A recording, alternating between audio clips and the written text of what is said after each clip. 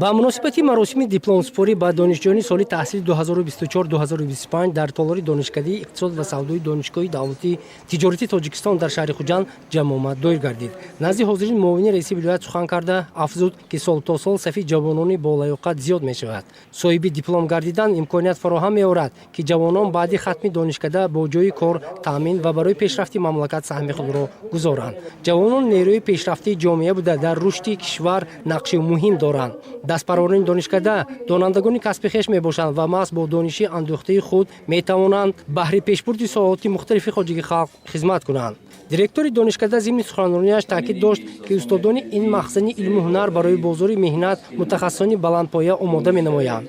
Дастпарваронаш дорои малакаи баланди касбӣ буда дар ҳамаи ташкилоту муассисаҳои вилоят фаъолият намуда баҳри рушди соҳаҳои хоҷагии халқ саҳми арзанда мегузоранд. боиси хушнудист, ки 50 нафар аз хатмкунандагон соҳиби дипломи аъло гардиданд. Шоҳин Асроров зиннаи бакалавриро ба итмом расонида азм дорад оянда донишҳои мувофиқи ихтисос андӯхтаашро такмил диҳад. айни ҳол барои супордани ҳуҷҷатҳои лозима ба магистратураи ҳамин донишгоҳ омодагӣ мебинад.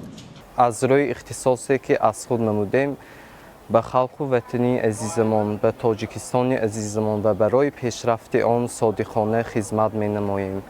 ман дар ихтисоси иқтисодиёти ҷаҳонӣ хатм кардам ва дар бонкҳо, дар корхонаҳои давлатӣ сарбаландона ҳамчун мутахассис шуда кору фаъолият мебарам ва барои ватани азизам, барои пешрафти Тоҷикистони гулгушкуфон саҳми худро мегузорам.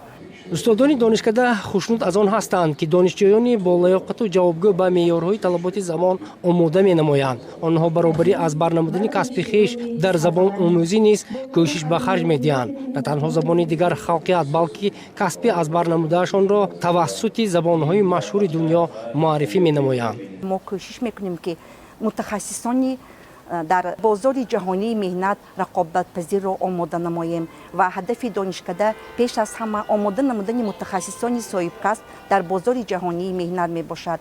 тайёр намудани мутахассисони соҳибкасб ва ба онҳо омӯзондани технологияю инноватсионӣ, ки яке аз самтҳои асосии кишварамон имрӯз омӯхтани технологияю инноватсионӣ мебошад. мо инҳоро омода карда истодаем. дар донишкадаи мо гурӯҳҳои таҳсил бо забони англисӣ донишҷӯён таҳсил менамоянд. инҳо пеш аз ҳама ихтисосҳои молия ва қарз ва иқтисодиёти ҷаҳон мебошад. баробари устодон волидайни донишҷӯён низ дар ин ҳамоиш ширкат варзида қаноатмандии худро пиромони дастовардҳои фарзандонашон баён намуданд. ман мехостам дар оянда баъд аз хатми магистрӣ ба докторантура дохил шавам ва дониши худамро боз ҳам сайқал кунам.